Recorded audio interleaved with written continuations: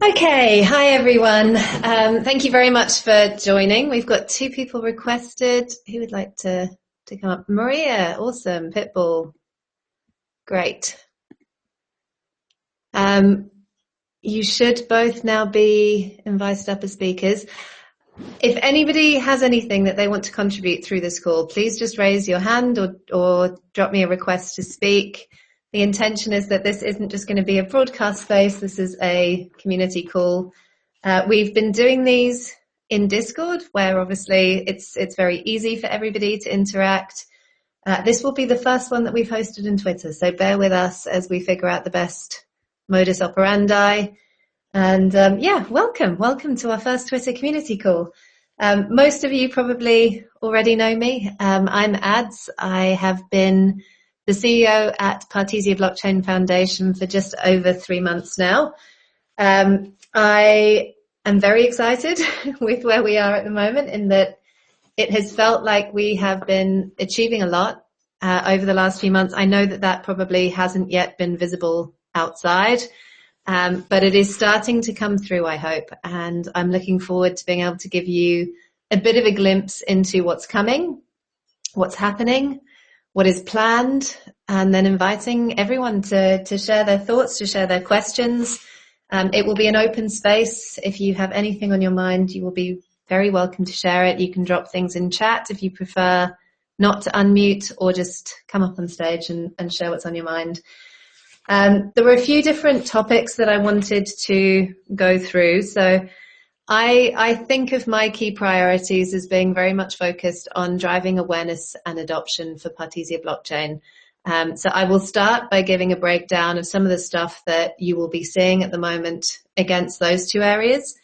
And then I also want to spend some time talking specifically about community and what community means to us, and what we're doing to improve how we engage with hopefully all of you. And then also to provide some technical updates on what's been going on from a technical standpoint with the protocol, with the Explorer that we've been calling Browser, and to take any questions that you have on that. So I'll start with awareness. The main thing that we did when I started was we spent some time focusing on making sure that we had the right people in the right roles. We spent some time really trying to distill down our narrative and make sure that we were really clear on how we want to be positioned in the world, and trying to really sharpen how we explain that, so that we're not trying to communicate too much, that we have something that has a chance of cutting through the noise. Right now we're using a very simple analogy, that we are to data what Bitcoin was to money. So in much the same way that before Bitcoin, you either had to give your financial assets to banks or hide your cash under your mattress, before Partisia, you either had to give up your data to people to interact with them, or disconnect from the digital world. And with our technology, with multi-party computation and other privacy enhancing technologies, you can actually retain custody of your data. You can retain control over what is going to be increasingly a vital asset in this accelerating digital future, especially when you consider how things like AI and AI agents are going to change the scene. So you can retain custody and yet still have rich interactions with people. So they can not just query in a binary way where they can get a yes or no response from one data set like you can with a ZK proof, but they can also actually run rich computations of one or many data sets. So it just opens up the suite of use cases for privacy enhancing technology.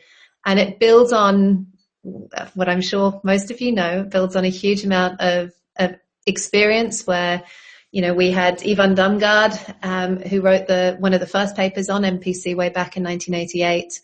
And then there's been 16 years where our development company, Partisia, who've been building the protocol, have actually been working with institutions like the Danish government, the Red Cross, Bosch, to try to solve questions around data privacy and data sovereignty.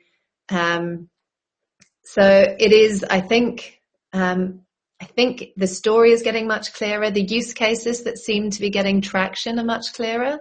And I'll come back to those when we talk about adoption.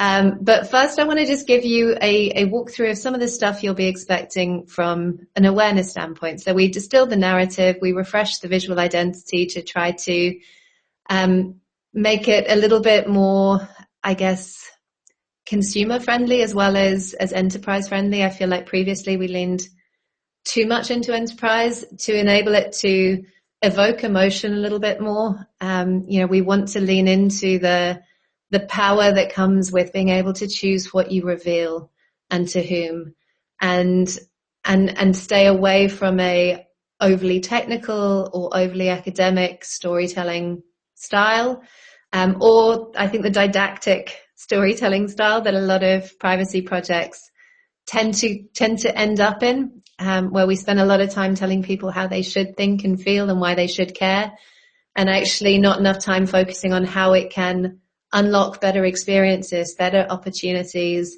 better UI, better features, but also how it links back into power, which to me is a much more potent emotion and driver than I think fear sometimes, especially when the fear is so abstract and it's not really clear what it relates to.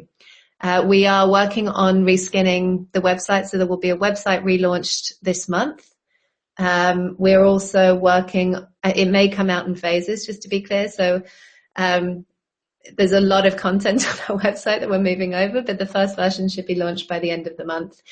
We had a landing page that we used in DevCon, and we are already implementing the new look and feel on our socials. We're now ramping up our visibility with the outside world. So we've been doing more by way of engagement with other people's content, so commenting, quote tweeting. And we're also ramping up our spaces and our podcasts. So we had 2 spaces yesterday simultaneously. Matthias was on one, I was on another. Tomorrow we have another space coming with the KOL. We've got an interview with Professor Crypto happening next week that will probably be broadcast the following week. We've got a space with House of Chimera next week. We've got a call with Crypto Oracle Collective happening on Monday. And we've got an agency really focused on funneling as many of those opportunities to us as they can. And myself, Matthias, if it's more technical, or someone maybe like Bruce, but I will be turning up on a lot of those to try to share the story of Partisia Blockchain and the use cases that I think we can uniquely solve that people care about. We also had a quote go out in Forbes yesterday, which was great, on blockchain and AI. So we are trying to be more present. We had a tweet go out from Cardano's Catalyst program about a grant that we put forward so that we can kind of raise our visibility with projects building in Cardano and hopefully strengthen our ties with that ecosystem.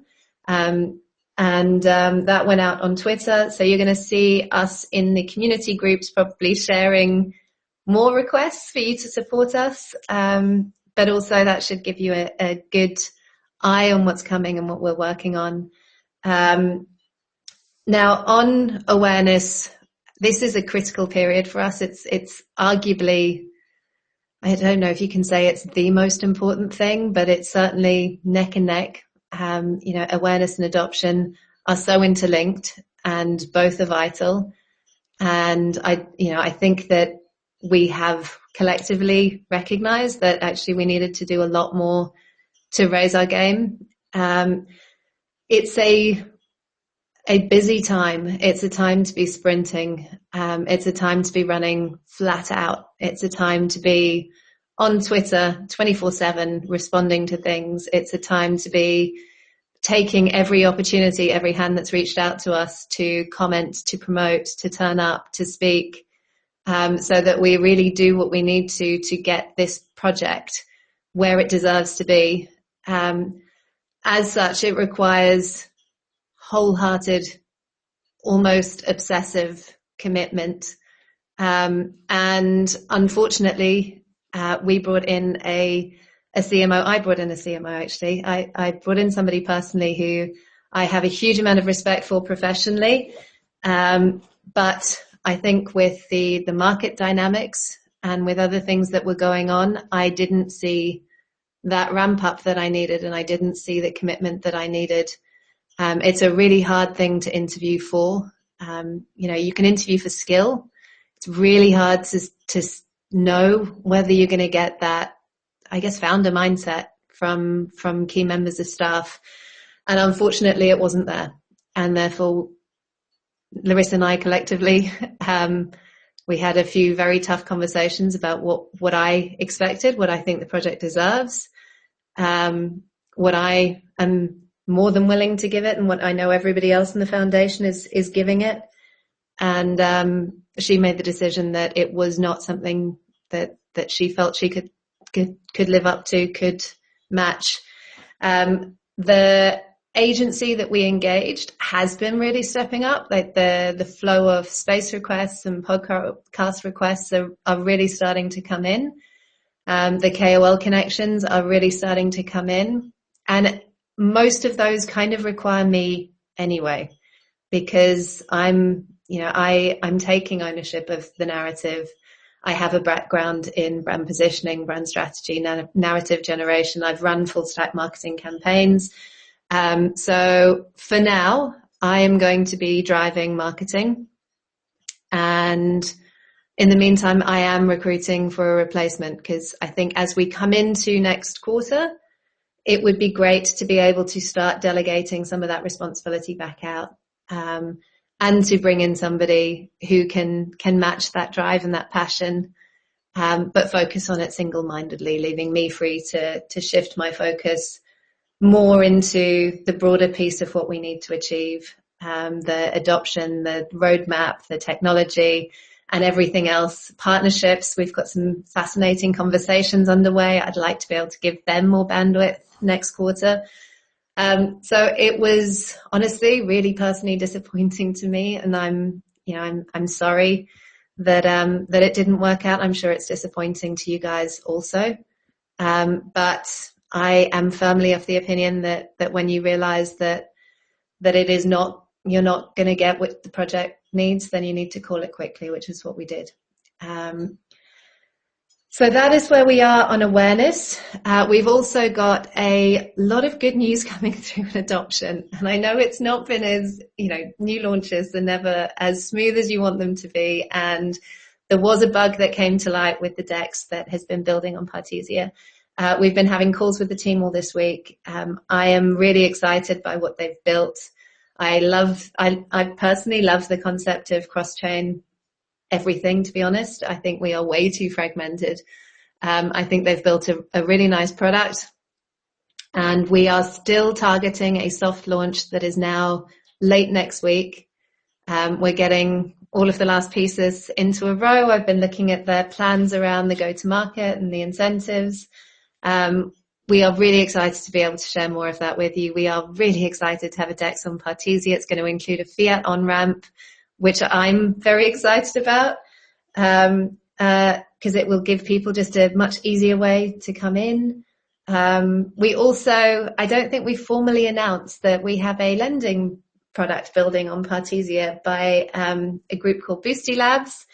They, again, are battle-tested builders, and I think, that will be a really nice piece of our emerging DeFi ecosystem.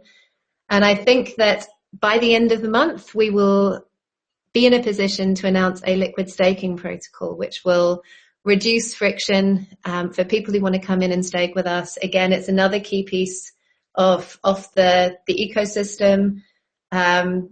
We're also improving our wallet landscape. So we have Koala Wallet are building both a mobile friendly wallet. They're EVM compatible. They are close to being ready to deploy. And I think we are also targeting, for the initial phase, I think we will have that live by Bruce is going to shoot me if he's here and hears this, but hopefully by the end of next week, certainly by the following week. Now, the one bit we're still working with them on is being able to import your private keys across, so that if you have a Party Wallet account and you want to migrate over to Koala, that's also easy, because I think it's important that people have those choices. Again, they are also looking at integrating a fiat on-ramp. They will be being integrated with browser. That's all set up, so that's ready to go. So from that, you could have a much simpler staking user journey where you can on-ramp through fiat, you can hold it in your Koala wallet, you can connect to browser, and then you can delegate from there. I will come back to it when we get to the technical conversation and the technical updates. If I don't, do feel free to nudge me. But we've also been making a lot of improvements around the staking journey, and we should have those live by the week commencing 16th. So assuming that we don't have bugs. We've also got a number of grants in discussion. And this for me is actually where probably most of my excitement comes from, because I think this is where we are truly uniquely solving something that I see people caring about. And I think that is what gets you to product market fit ultimately. The places I'm seeing most traction at the moment, and we have grants actively in discussion in this, are around the concepts of identity, and particularly identity when it comes to that interface between on-chain, online, and real world. Privacy preserving identity. Also around, again, at that intersect of on-chain, online, and real world, this regulatory piece and reg tech piece, like privacy preserving reg tech. I find these kind of jigsaw puzzles like to be incredibly exciting as we build this new web, or this new system, this new paradigm, if it is that. And I think that we can play a really important role in it. And there are problems that I see us being uniquely placed to solve. Specifically, when it comes to Web3, that seems to be around that regulatory interface for Web3 identities. We've got a couple of things in discussion at the moment, but solving things like, how do you protect the privacy of something and yet enable the regulatory access that is required for adoption? And that is something that we seem to have a solution to.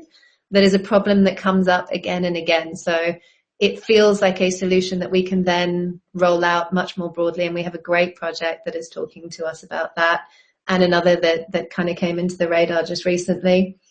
But not only do we have Web3 conversations underway, the team at Partisia have been pulling in a huge amount of interest from Web2 enterprise around this same proposition, but layering in the ability to build hybrid solutions across private and public. Where you could have NPC encrypted information or NPC systems within a private chain for absolute ultimate security. And then you could have the same kind of NPC systems on a public chain where you have extremely high security, but perhaps Web2 enterprise in some instances are not ready to go there immediately, or not ready to go there initially. We have 2 companies that we are already working with on proof of concepts that are planning to use the public chain. And I am working to get to a place where I can start to hopefully release some information about who they are, what they are doing, and how they are using us. We're trying to get that through by the end of the month. These conversations have been a huge amount of time in the working. Corporates are incredibly slow. They do not move very quickly, particularly with new technology.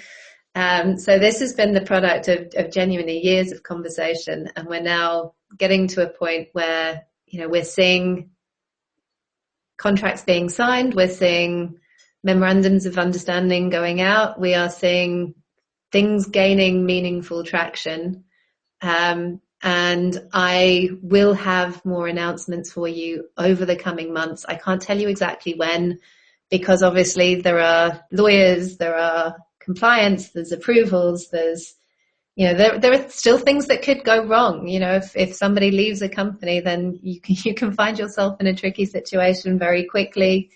But it is really, really heartening for me to see that it feels like there is traction on that ability to provide identity solutions, and these are increasingly needed, both for things and people, and that there is a real interest in the fact that we can do that seamlessly between a public and private chain. And that's actually a topic I've seen come up in conversations that I've had recently with one of the leads at Midnight, where that's something that they're seeing from enterprise as well. So this isn't just coming up in our conversations. And it seems to be opening opportunities, not just in identity, but also again in that regulatory interface around something like anti-money laundering legislation. That is something that I expect us to be able to tell you more about and to have announcements over within the coming months. As I said, I think big enterprises don't move fast. The Web3 things will be quicker, but we're also trying to bundle bits of news together so that we can really try to get some PR mileage from them. So I will ask for your patience. I will tell you what I can, and I will ask for your patience to some extent. There's also some really exciting stuff where it seems like there is something potentially patent worthy that we could develop, which solves a massive emerging problem. But until the patent is granted, we have to keep that under wraps. But again, that is with now the submission is in, so that's now with the patent authorities. I will, as soon as I can tell you anything else, I will be right there. That brings us through to this topic of community. We also have grants in play for real world asset tokenization around property, and how that will come into an on-chain environment to benefit from the transparency of public chains while enabling them to interact with confidential data that people are seeing as kind of commercially valuable, that they don't want to share, that they don't want to publish. We've seen a couple of use cases where they really want the ease and the speed and the transparency and the trust, but they're just not coming on because they don't want to put their confidential data in that environment. That's a problem we can solve. We've also got Profiler starting to build up a bit of steam. We've got Varmeta getting ready to launch a private auction that we'll be able to share with the world. We have our first AI proof of concept, and I can see our DevRel Bettina in the audience. I will invite you, Bettina, to come up on stage and share an intro with the community. We've done a very initial proof of concept on this idea of being able to run prompts on AI models from encrypted data. So imagine at its ultimate, this would be the ability to do things like gain insight and analysis from A23andMe without giving DNA data to something that could then get hacked, as it did. It would be, for me, as I'm fascinated and petrified by the crazy explosion in AI. I've been playing around with AI agents at the weekend.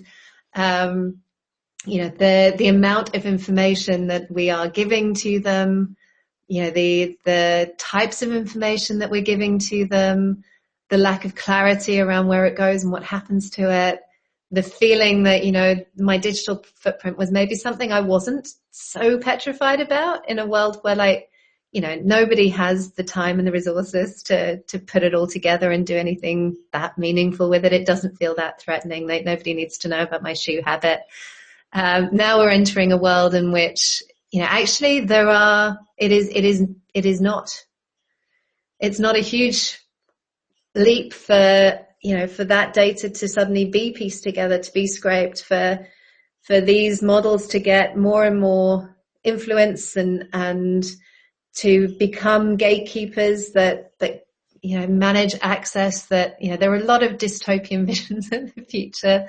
I think there are a lot of utopian ones too, maybe, but I think a lot of it will come down to our ability to retain custody of our data and to decide when it is disclosed and to whom, and to allow access rather than giving it away. To be able to selectively allow people to give us better experiences by being able to verify things or get insight, but without kind of giving away the farm. So that is something that has been coming through. AI for me, I think is something we will be driving, we'll be exploring how we can contribute, how far we can take this. We'll be talking to other projects. It is probably more, in my view right now, more of a midterm horizon from a transaction volume standpoint. But obviously, once it is unlocked, I don't think anybody needs to be told how big it can be. So it is definitely something that we see, and we have a really valuable role there, and we will definitely be talking about it a lot. That brings me to community. Now, there's been a lot of talk about what we could be doing, what we should be doing. I think that there is a very active and engaged group of people in Telegram. I know that, we need to do more, in my view, to empower our community. And we have been on that journey. These spaces are part of that. There is more that we need to do. So we are looking to have a forum live next week so that people who want to put proposals up or who want to make suggestions can do so without it getting lost on a Telegram feed. Those proposals will then be able to have discussion, sentiment checks. We are looking at how we take that into something like a snapshot, so that people can register their opinions, can vote. We have also started very early discussion about the creation of a DAO, where we could actually delegate some treasury to community control, where there would probably be a very simple structure to start with. I've spent a lot of time in DAOs, and there are certain things that I think hold true. I think that, decentralized doesn't need to mean leaderless. I think it is important to have people that can control the multi-sig, that can make decisions on behalf of the community, that can see things through. And I think, those would typically be called, well, actually they can get called a number of things, but I think of them as stewards. So stewards of the DAO treasury, stewards of the community. We will be sharing more information. I will also love anybody that feels like they would do a great job of that to start thinking about it and start thinking about what you could bring to that and how you could support this community. There will be some salary associated with it. It will be part-time, I suspect. And for me, they're a great opportunity to actually be rewarded for the work that you do for the community and to help steward this through. I know that we have a lot of talent in the community. And this is our way to start trying to move down the road of decentralization and empower the community to have more of a say over what happens and what we do.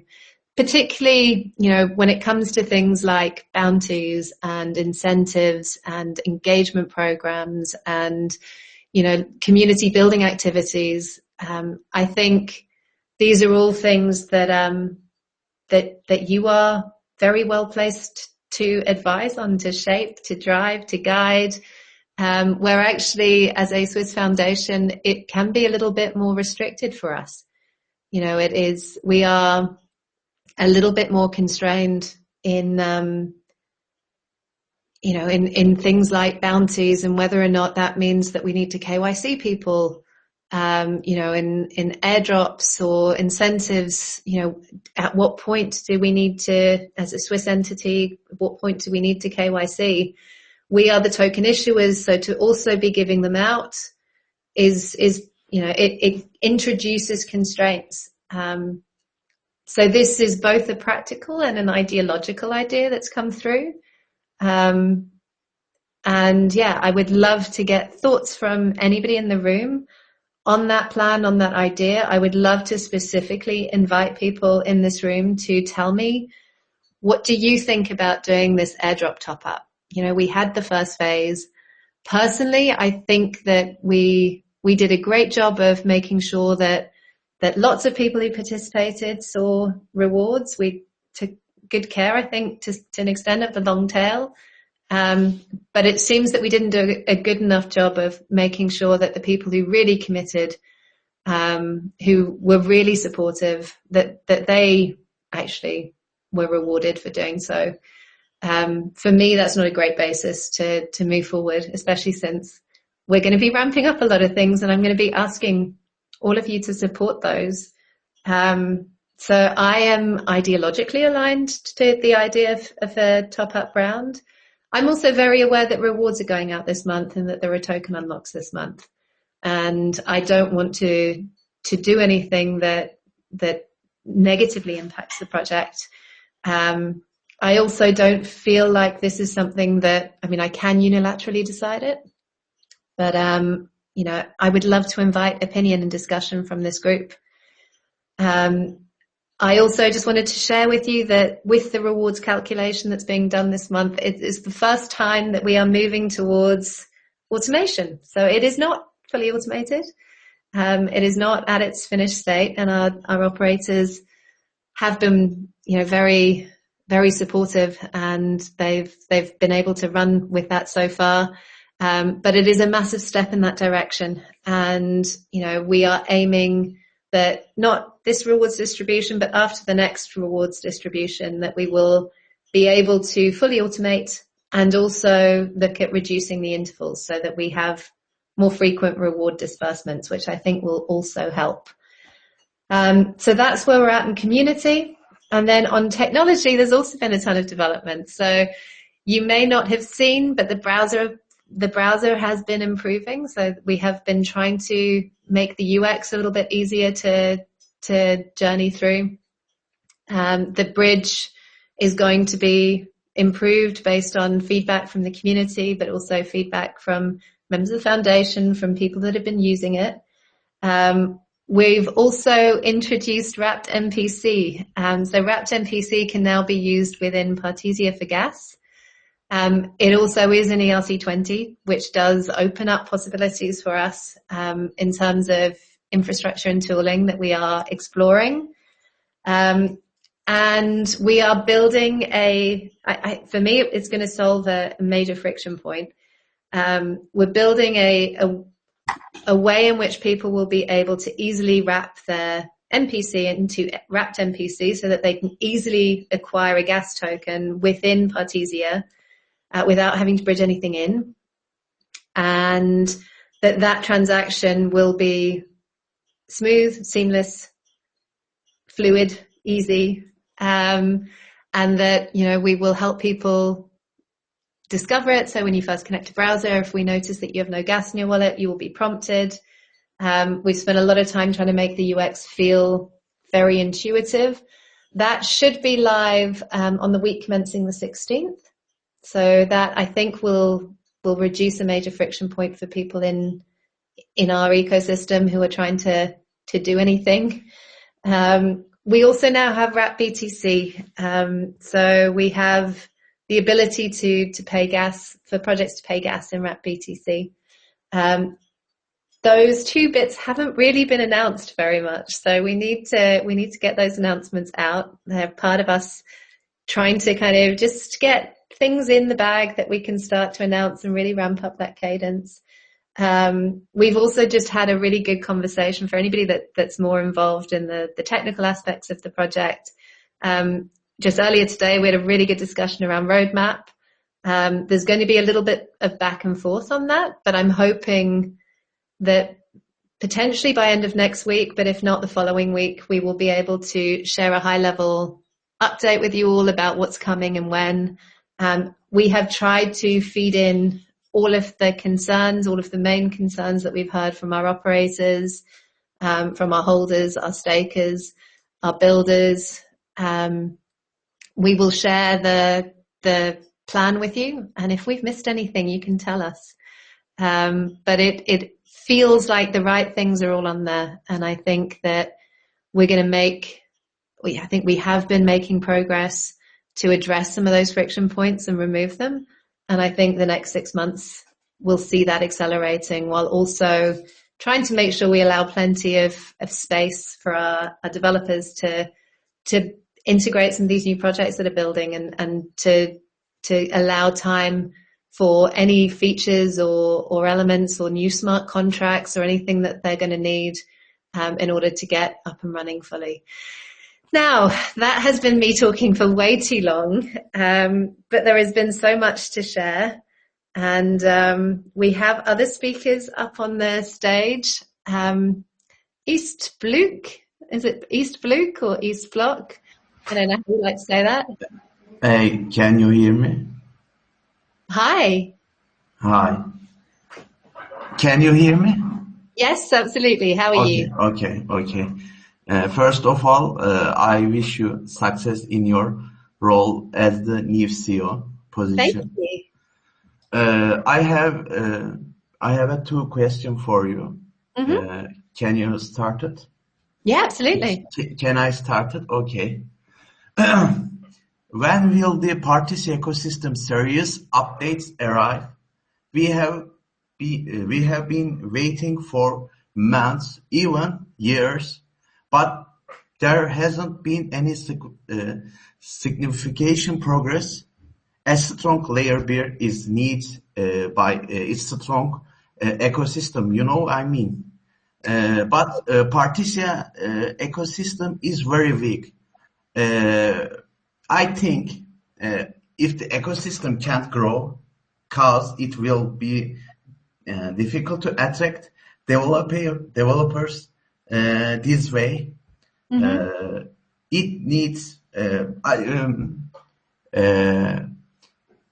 I told before that Partisia Discord, it needs move to the EVM chain because Partisia ecosystem is very weak.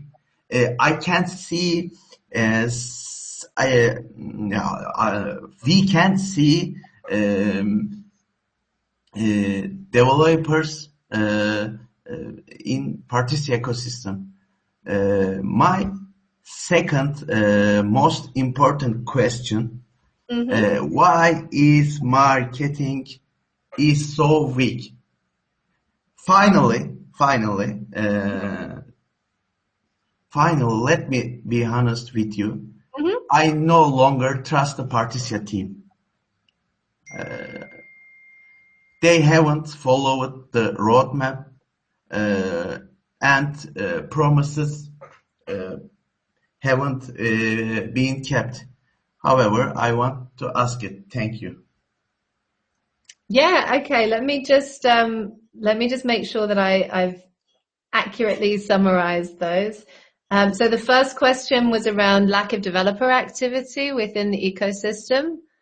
The second question was around lack of marketing. And then the third was not so much a question and more a reflection on promises made and promises needing to be kept and a lack of trust. Is that fair? Okay, I'm going to take silence as acquiescence. So I think I don't think that there's been no updates in the ecosystem. We have projects that are building. I think that we have a private auction that will be going live this month. We have a DEX that will be going live this month. We have a lending protocol that has started building. By the end of the month, I will be able to announce a liquid staking protocol. We have a new wallet that's coming in to enhance our wallet infrastructure. I think that if I look historically, I think that a lot of the focus was on the enterprise side of things. And enterprise takes years. It is really slow. I think we're starting to see some of the fruits of it come through now. And maybe it was a mistake to focus in that way, for sure.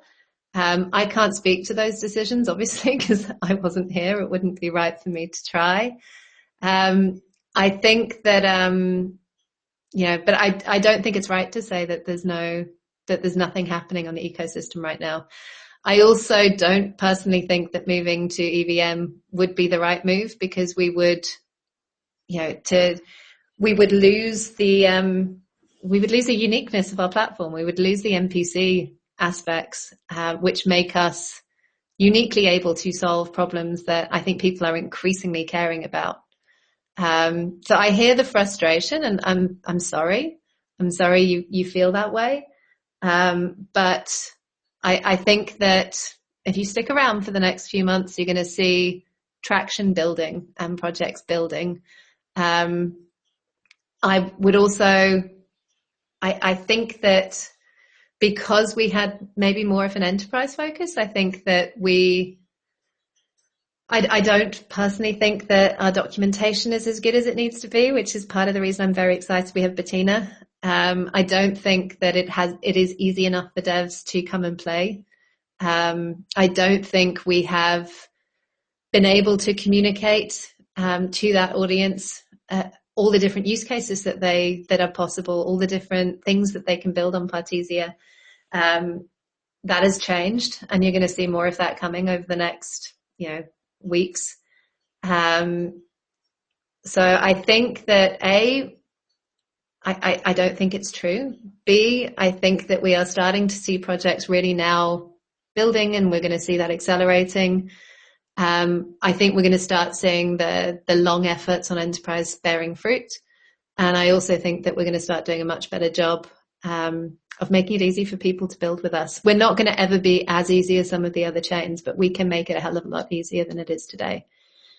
On marketing, we do have marketing. We are, I guess, I probably can't really talk too much to what was before my time. I've been here for the last 3 months. For me, it was really important that we get really sharp on our story and that we get really sharp on our brand. For me, that's where marketing starts, because otherwise you can go out and you can do a ton of activity, but what a brand ultimately is an impression in the mind of your audience. And your audience doesn't care about the things that you care about. They care about the things they care about, and you have to find that intersect with what they care about. And then you have to sharpen it so that you can actually cut through all the insane amounts of noise that we have. And that takes time. So we've actually done that pretty quickly. We have turned that into a new visual identity that is resonating really well, and to a narrative that seems to be cutting through and seems to be resonating. And we're starting to see that in an increased number of media commentary opportunities. The Forbes article I mentioned, a CoinDesk article that went live a couple of weeks ago, being invited to speak at different conferences, at different events, the strengthening of activity with other ecosystems, the 2 Twitter Spaces yesterday, the Twitter Spaces this week, the KOL activations that we're starting to layer on. So I can't talk to disappointments of marketing in the past, but I can tell you that it's definitely not non-existent today, and that you will start to see it increasing, because we're just getting started. And I hear the frustration, and I'm sorry that you feel that you've lost trust in Partisia. I hope that as we increase our transparency, and also as we give more power to you guys, that we can rebuild that trust, because that is something that is really important to me personally.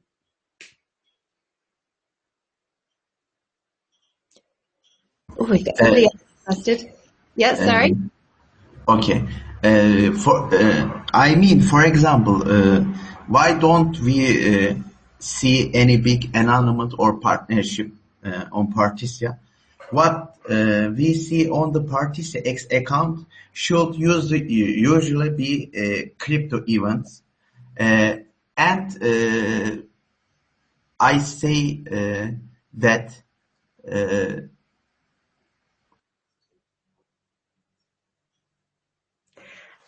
So I will pick up on that question as I heard it.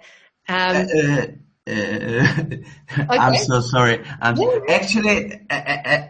Actually, what I mean that Partisia have dual chain, both MPC chain and EVM chain. I think will be good for this ecosystem and for attracting total value locked TVL. So sorry, I didn't catch that last point around how do you see Partisia chain and an EVM chain? I didn't catch that. I think it's be very good, especially ecosystem. will be grown? Yeah, so I think we absolutely need to grow our ecosystem of developers and projects. That is why I spent so much of that initial talk sharing where we're at with that and what's coming. Adoption is key. I don't think that being the same as everyone else is where we're going to get adoption, because I think that where you get adoption and interests is when you are uniquely positioned to solve a problem that people care about. And I think that anything that sacrifices our uniqueness is not the right move.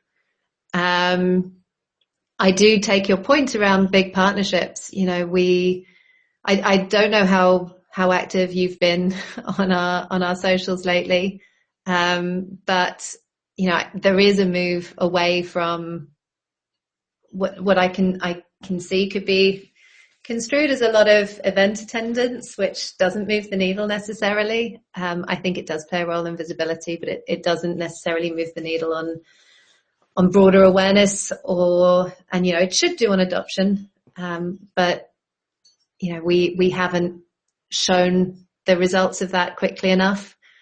We have been focused on targeting large wins, large enterprises, particularly Web2 enterprises. I think you will see bigger announcements over the coming weeks and months, but there's not much more I can say at this stage about that. I would love to throw some big names down and delight everybody here, but we're not quite there yet. So I'm just going to have to ask you to bear with me for another couple of months and look at what's going out, look at what's being posted, look at who we are talking to, look at the spaces we're hosting, who's turning up to them. And I think you'll see that we are not standing alone and that we are having the right conversations with big projects and that we are working on big partnerships. These things don't materialize overnight, but I think if you bear with us for a little bit longer, it sounds like you've been with us for quite a while already. I hope you'll stick around for a little bit because we're working our asses off to make sure that we give you a good reason to. I'm sorry for interrupting you. Apart for EVM, there is only Solana and Move ecosystem, Aptos and Sui, which are big chains. But Partisia is not big chain. How does it aim to establish a big ecosystem with its own chain, MPC chain? This is very risky. I asked to you. Yeah, absolutely. So I would also question that there are only those chains. There are a hell of a lot more chains out there. I admit that this cycle has been driven by those chains so far. I think we are starting to see the alt season coming through, and I think you will start to see more chains and more ecosystems in the spotlight. But I take your point that there are big players out there. I think the ways in which we turn into one of them is by uniquely solving problems that people care about. And I think there are major problems in terms of data privacy that we are uniquely placed to solve that I increasingly see people caring about, whether they care about it from an individual standpoint or they're forced to care about it from a regulatory standpoint. Or it actually just gives them a better experience because by automating some of this and by using our technology, they can actually do things easier and with less friction. So I think that ultimately is how you become one of them. I also think that our modular approach is really important here, and that we are not trying to do exactly the same playbook. You can build phenomenal projects on top of Partisia. You can also just use Partisia as kind of a data privacy module. You can use us just for that specific function. In that way, you can be a project built on any ecosystem and still build that piece on Partisia. So I think that, in short, is the answer to that. But I would love to invite someone else to speak. I don't want to turn this into a two-way conversation. DJ, I saw you get up on the stage. What's on your mind? Hi. Thanks for having me. I think there's two thoughts in my head when I'm kind of just listening to the conversation. I think sometimes maybe we lose our the view of the fact that we're not in a shareholders meeting for a big corporation and a listed company, and actually. The one of the main goals, or at least that's what I learned when I was studying this stuff a little bit, of the community in an ecosystem is to participate, right? Yeah. So I think it would be awesome also to hear how the community can support you, since we're all part of this decentralized organization that is trying to achieve this really big thing. How can we help? I absolutely love that question. I promise everybody I did not ask DJ to ask it. But yeah, I mean, I think first up, there's a lot of people that are giving a huge amount to the community. I don't know why Pitbull dropped off the stage. I've been trying to invite him back up, but he is a great example of somebody that is such an incredible resource to people that want to do anything in our community. Whether they want to operate a node or they're trying to fix a problem with their staking or they have a question. I've seen him answer the same question like tens of times and remain so nice and supportive the whole way through. And he's doing that because he believes in the project, I presume. He's probably also just a nice guy who's trying to help people out. But I think there are plenty of people in the community that do that. And I think that is a huge strength. We also have an ambassador program, and we have some amazing people, some of whom I see in this call, that are part of that. I see others in this call that are going to be building, that have talent and have been putting their hands up and saying, look, I want to build something. I want to make this better. And I'm really excited to start to involve them more and give them the opportunities to do that. I think the main thing for me is, I want to start to decentralize this. I want to start to empower the community to make more decisions over more stuff, because you're right. This isn't a shareholders meeting. This is a decentralized project, and we are trying to decentralize it further. So I would love people to participate, to support us on social, sure. But also to share ideas, to, when the forum is live, to put up ideas that can be debated, discussed, to vote on things and help us, tell us what you want us to do. And I think the airdrop top up is a great example of that. I will post a vote after this call, but I want to hear what you guys want us to do. I don't want it to be, just me on a stage telling you what I think the world is, or us as a foundation. This is increasingly, this has got to be a community-owned endeavor. This has got to be something that we do collectively, and that really excites me. So share your point of view, whatever it is. Hold us to account for sure. I'm here for it. Anybody who is passionate enough about what we're doing to be here has every right to ask us any question that they want, but also give us your ideas. Vote, build, help others when you see them in Discord or in Telegram. Participate, and we'll try to find more lanes for people to do that and to be rewarded for it. Cryptid.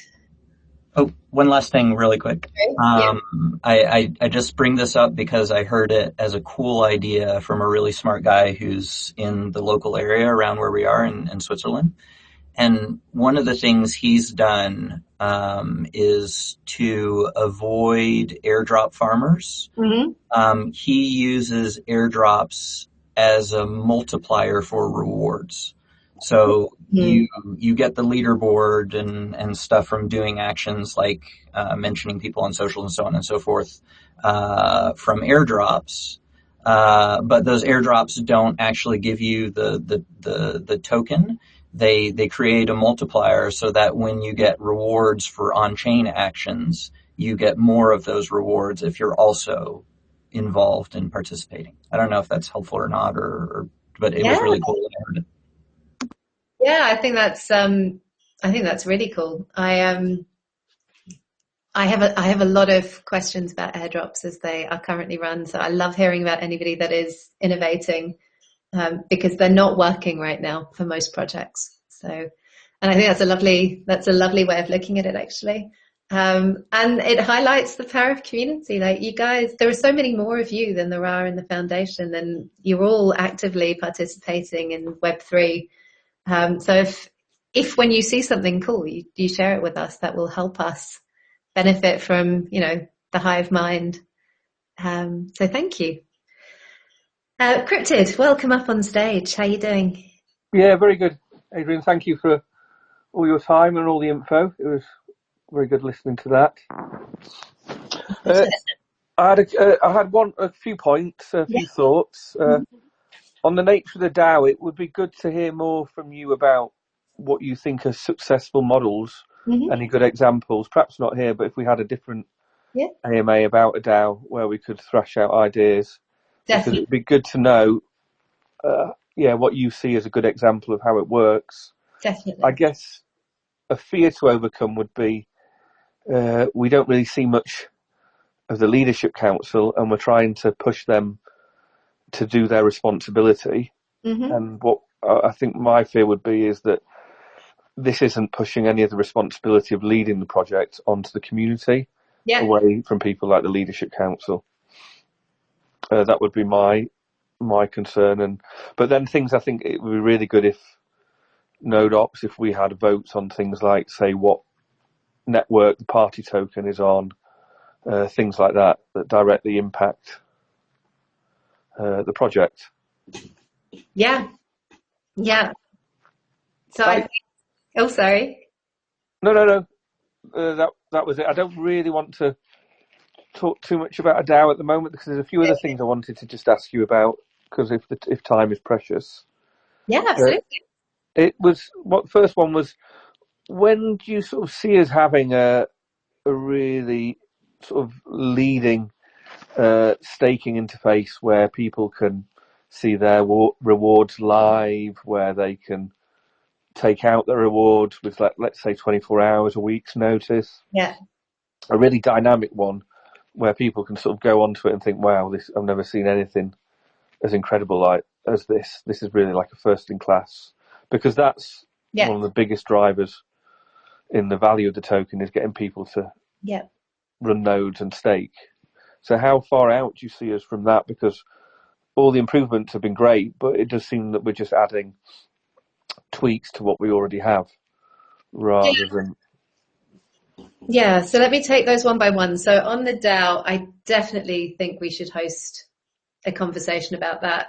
And we can actually host it in Twitter, because, like I say, I've bounced around a lot of DAOs, and I'm fortunate or unfortunate, depending on your point of view, to have a lot of DAO nerd friends. So I can bring in people who can talk about how they've seen it work in other places. I can share how I've seen it work.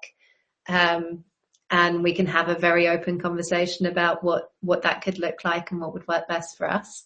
That sounds like a great idea.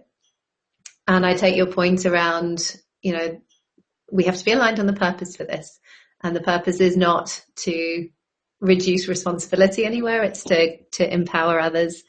So I think that's a really good suggestion.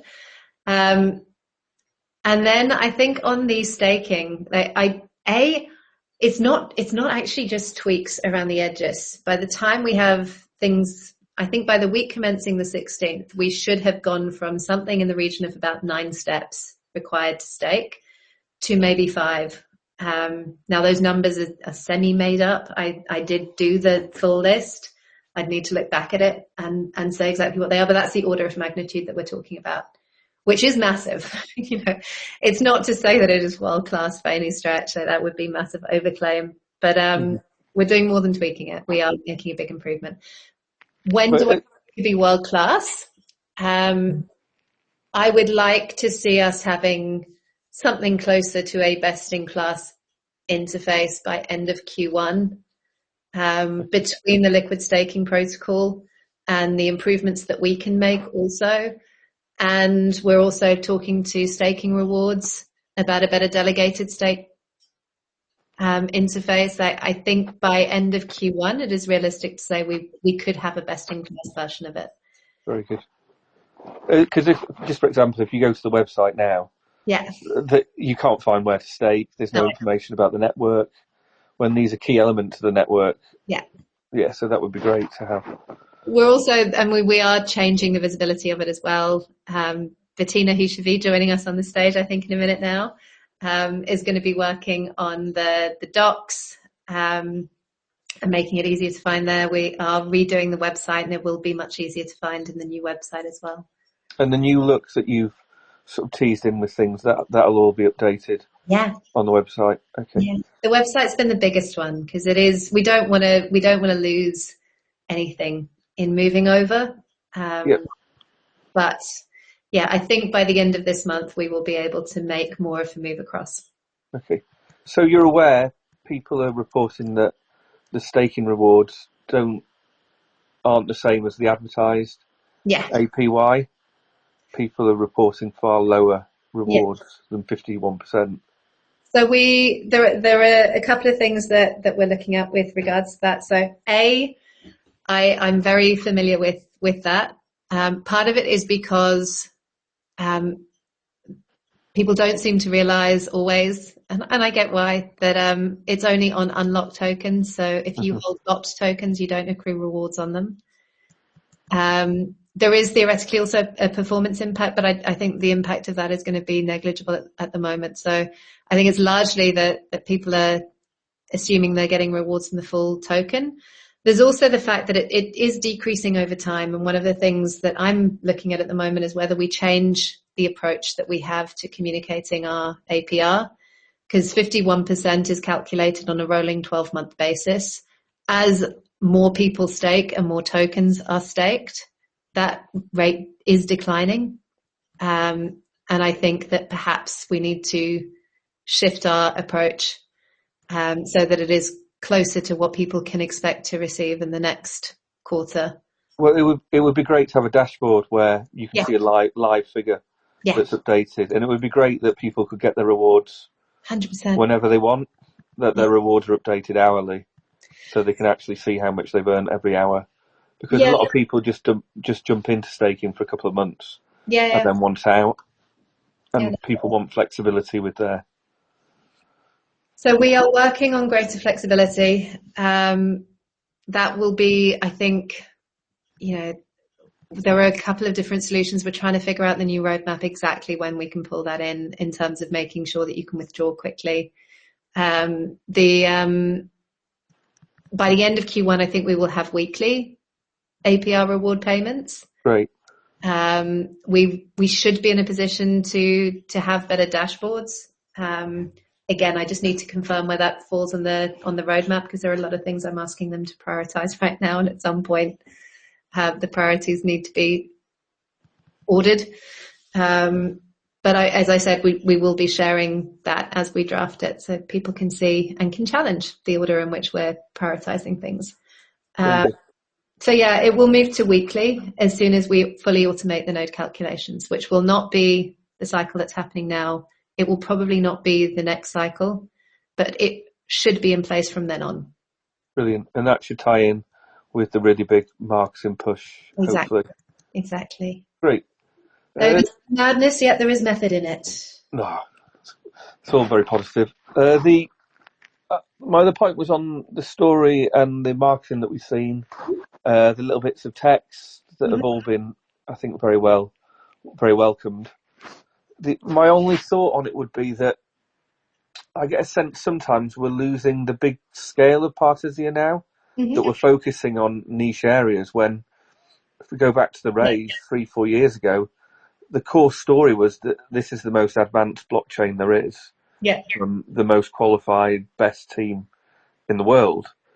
And I'm a little bit worried that we're starting to lose that, because for me, we are in a very cutthroat, competitive market where everyone ultimately is competing to be the best, the number one. Yeah. But I'm just hoping that we can get back onto that a little bit with being brave enough to say that, look, we're better than Solana. Yeah. We're better than Ethereum. You shouldn't be using Ethereum and Solana. You should be using us. Yeah.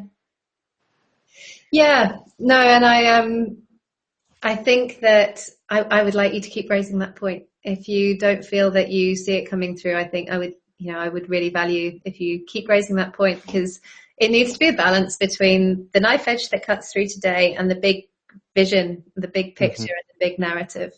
And we absolutely need to be doing both. And sometimes it's hard to know whether you're weighting one too much or the other too much. And now that you've said that, I can see that in our focus to sharpen, we probably haven't been doing enough of that side of things.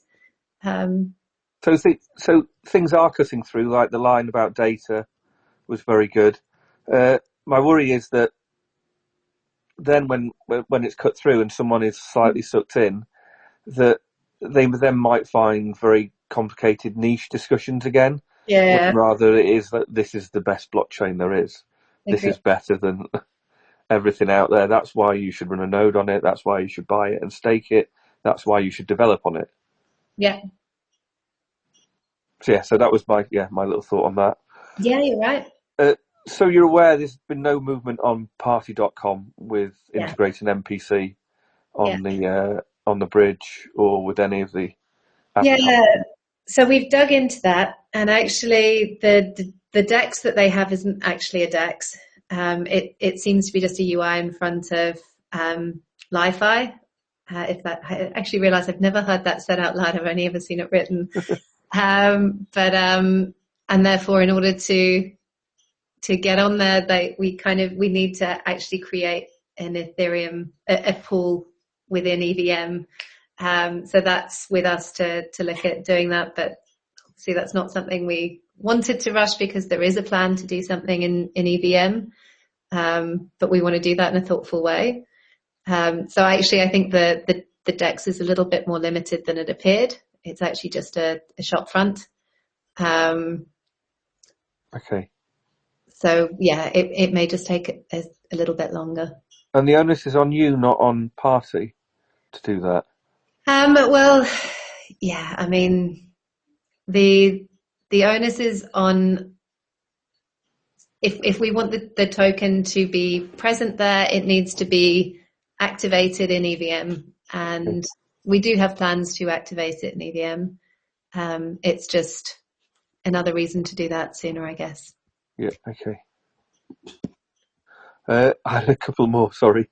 It's basically one of the points is related to marketing. Mm-hmm. There's a question of how far did we get in China with Dan, and I do see that there's an absence of North American US people involved in the ecosystem, and that's where the majority of this industry operates. So is there any thoughts about the Chinese world and the US and taking Partisia over there? Yeah, both very good questions. Again, I don't want to sound like I'm trying to dodge a question, but it's very hard for me to say exactly what was delivered in China. I do see some awareness and some kind of community interactions. We are going to be starting to layer in some Asia-based KOLs. At that point, I will see more what kind of engagement we get. I haven't seen tangible metrics on it. And for me, I think where I am seeing much more traction in Asia right now is actually, we've got a really strong bit of momentum building in Japan. And that's a community I'm really interested in. Like we have people putting their hands up and asking if they can, I saw something earlier today about somebody wanting to host an event for us. And, we have some real customer momentum in Japan. And it's they tend to be really strong, really loyal community. So that's one I'm very interested in. I think yeah, the US is definitely one of the biggest pools of people. And I guess part of the reason we may be, I don't know, arguably under indexed there at the moment is because of, the caution that we have in dealing with that market. Now, that market is changing very rapidly at the moment. And there may be, now might be a good time to revisit that and think about how we could grow our community there as well. We'll get Ivan Damgard out on his world tour. Indeed, poor old Eva. It's going to be so jet lagged. We do need to see more of him. I think we need to be shouting from the rooftops. It'd be great to get him in Twitter as well. I think it'd be really good to set up the key members with Twitter accounts, even if it's someone else managing it for them. Yeah, it's a good shout. And it would be good to see like all the team members sort of trying to tweet at least once a day. Yeah. Or every couple of days, just to keep things active, to build up followers. Agreed. And that's it, I think. Sorry. I had one more, but I'm going to let someone else speak. That gives me a really good cue, because I was going to say, which gives me a great opportunity to say hi to Bettina, who is now on stage and is probably the member of the team that you guys haven't spoken to. Bettina, do you want to unmute? Yeah. Hello, everyone. It's great to be finally talking to everyone. Oh, I think Cryptid is. Oh, it's just a head wave. Sorry. So yeah, it's awesome to be here on stage and be now part of the Partisia team. I am the head of DevRel, and I think all of the points that I've been hearing on this community call are very much on point. Obviously, I haven't been here for that long, but my whole mission at Partisia is to, change the engagement of developers and really bring, kind of like all the developers to the Partisia change, because I agree. I feel like we have something here that is way more advanced technically than like pretty much any other chain, and is something that we should be shouting, about. And I really believe that, what Partisia has to offer is also unique in a way, because really not many people have gotten as far as we have. So that's amazing to be joining a project where I believe is so strong, and where like I know there's a lot of work to do when it comes to like bringing in fun projects, interesting projects that will like bring up the transaction throughput and things that we also care about in the community, but also will maybe help like show how much like Partisia can shine. So yeah, some of my like current main points or things that I'm thinking about is like just helping out with fixing our docs. I feel like there's definitely, it's hard for, I've been a software engineer as a background for a while, a full stack engineer, and I've worked in Web3 before and also Web2. And I'm also really excited about working in projects that have to do with AI. Just as a little background story. But I feel like, fixing our docs is one of like the first steps to helping more devs, join the community. And I think there's a lot of cool projects that can be done. I think I would love to hear a lot more from the community now that I've joined about projects that people are interested in. Not all projects need to be crazy big at the start, and I feel like to build the momentum, some of these projects can be POCs and things that people can use to, and in a way that they realize that MPC is an incredible technology that can be used in many, many different ways. And I think that can help us jump kind of into much bigger projects. I think that we definitely have the capability of working with really large corporations and having as much or more kind of like visibility as a chain such as Solana or many of the other chains that are out there. So yeah, I mean, I'm on Discord and Twitter and any other platform that if any of you have any ideas of things that have to do more with the deaf community, please reach out to me. I'm like excited to hear about all of these things and continue working. One of the other things that Adrian mentioned that is super exciting at the moment is like an AI POC. I feel like Partisia is very, very well positioned to be kind of like one of the leaders in this space. And I think that it can also bring a lot of, I guess, I don't know, kind of euphoria around the project because, you know, AI is a trending topic. Let's be honest, it's kind of like a hot tag to add to your projects. But I also think that, you know, it's also a technology, like I've worked in ML and training models and etc. And one of the things that is really hard is just manipulation of data and how do you work with data that needs to be encrypted, but you still want to like, you know, create, I know different things. Like currently our POC is mainly on classification and the opportunities of using MPC for this are almost endless. So yeah, I'm super excited to be here. And that I think that's all for me because I know that I've been also talking for a little bit now. No, well, we're super excited to have you here, Bettina. And just to Cryptid's point, that Bettina's going to be helping us create more kind of use case explanations, helping people understand the tangible value that can be unlocked so that it ceases to just be this theoretical kind of nerdy technology, and can be something people can really feel at an emotive level. And she also, I'm going to throw her under the bus because that's just the kind of team member I am. She also has got a call with our agency that we're trying to schedule to help kind of give her more support in sharing more of her views online because she is a beautiful content creator.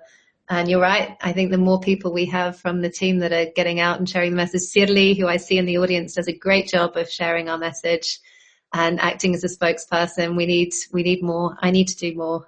Bettina's going to be doing more.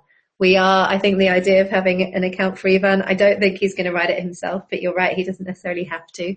I think that's a great one. And I'm definitely going to be trying to get him on more interviews and more podcasts and doing some of the thought leader stuff that he is just, you know, gold dust for.